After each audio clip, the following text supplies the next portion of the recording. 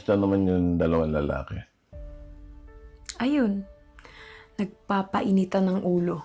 Nako, kung hindi ako pumagitna, magpataya na rin yung dalawang yun.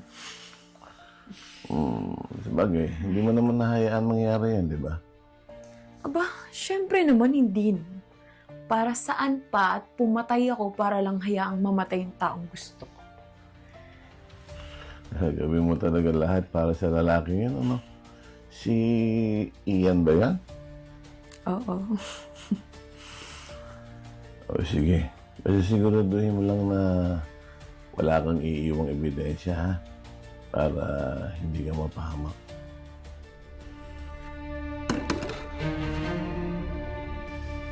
Ano yan?